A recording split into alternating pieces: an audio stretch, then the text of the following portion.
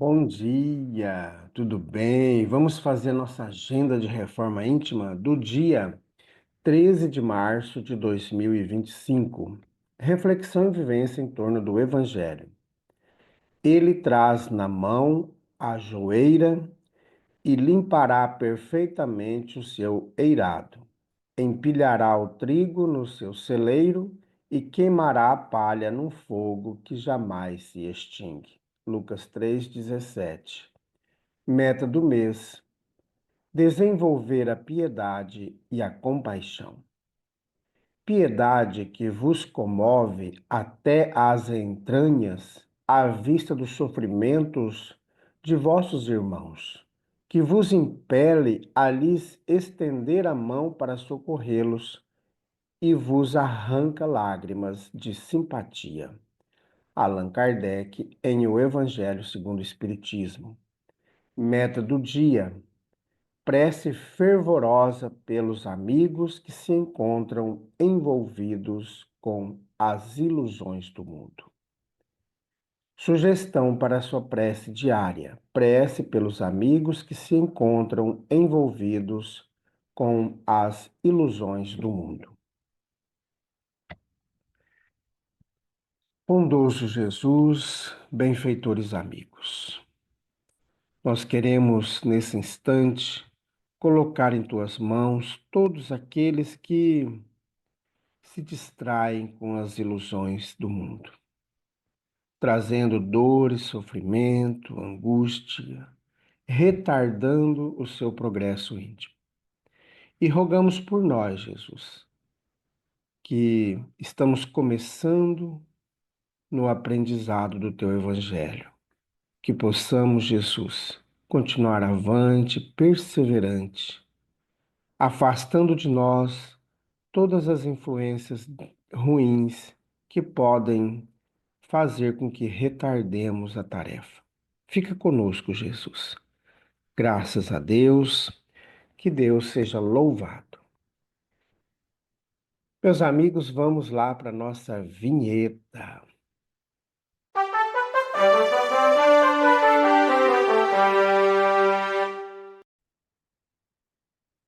Meus amigos, nós temos agora no próximo fim de semana a evangelização com as crianças, com os jovens, com os adultos. E, excepcionalmente, nós vamos ter uma atividade com a equipe odontológica do município, que fará uma visita à nossa instituição para atender as crianças, os jovens e as mães, os pais, aqueles que estiverem lá e que desejarem ser atendidos pela equipe de dentista. Então, os amigos estão convidados para essa tarefa. Começa no próximo sábado, tá bom? E no final da tarde do sábado próximo, teremos a aula sobre Jesus, da Global Kardec, a Escola de Estudos Espíritas.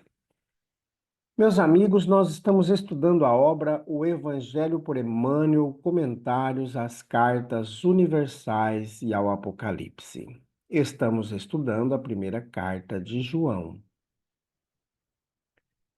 Amados, amemo-nos uns aos outros, pois o amor vem de Deus.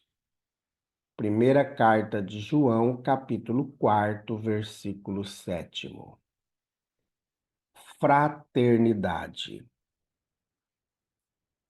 Nem um só monumento do passado revela o espírito de fraternidade das grandes civilizações que precederam o cristianismo. Os restos do templo de Karnak, em Tebas, se referem à vaidade transitória. Os resíduos do circo máximo em Roma falam de mentirosa dominação. As ruínas de Acrópole, em Atenas, se reportam ao elogio da inteligência sem amor. Santuários e castelos arcos de triunfo e muralhas preciosas, hoje relegados à miséria e ao abandono, atestam a passagem da discórdia, da prepotência e da fantasia. Antes do Cristo, não vemos sinais de instituições humanitárias de qualquer natureza, porque antes dele o órfão era pasto à escravidão. As mulheres sem títulos eram objeto de escárnio. Os doentes eram atirados aos despenhadeiros da imundície e os fracos e os velhos eram condenados à morte sem comiseração. Aparece Jesus, porém, e a paisagem social se modifica. O povo começa a envergonhar-se de encaminhar os enfermos ao lixo, de decepar as mãos dos prisioneiros, de vender mães escravas, de cegar os cativos utilizados nos trabalhos de rotina doméstica, de martirizar anciãos e zombar dos humildes e dos tristes. Um novo mundo começa. Ao influxo do Divino Mestre, o homem passa a enxergar os outros homens.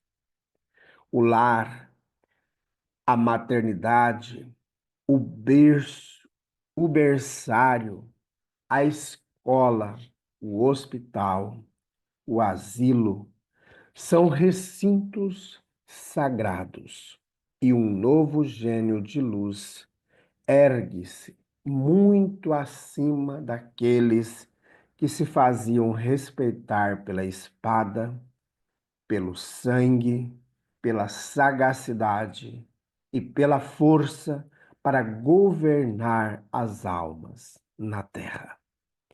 Sem palácio e sem trono, sem coroa e sem títulos, o gênio da fraternidade penetrou o mundo pelas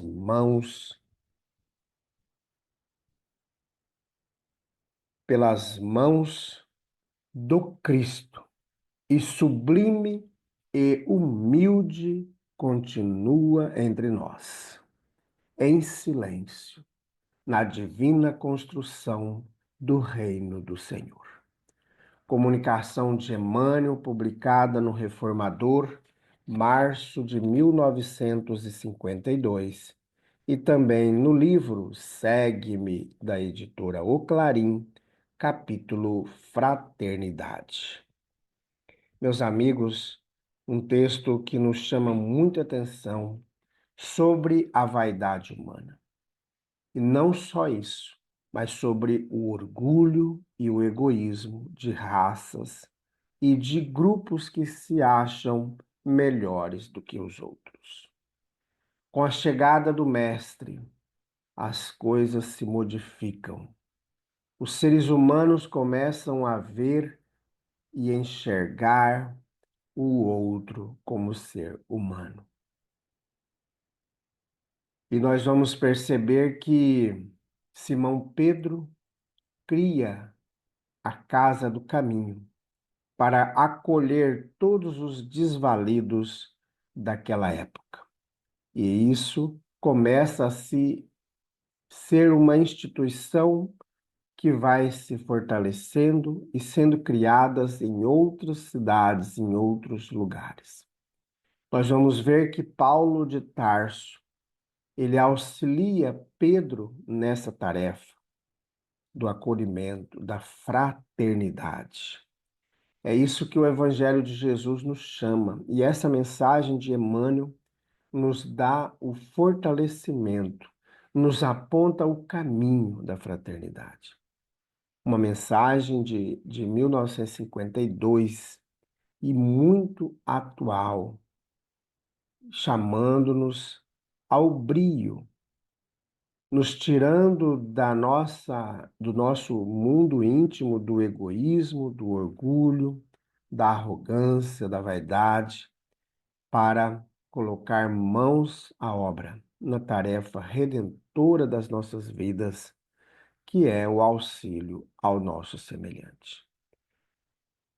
Bondoso Jesus, benfeitores amigos, que os agrupamentos religiosos de diversos tipos de correntes de pensamento possam compreender o Evangelho, desenvolvendo em suas fileiras as práticas do amor, as práticas da fraternidade, acolhendo a tantos que sofrem de toda espécie de dor.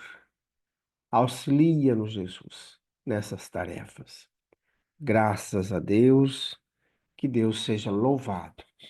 Meus amigos, tenhamos um bom dia, fiquemos em paz e que Deus nos abençoe a todos.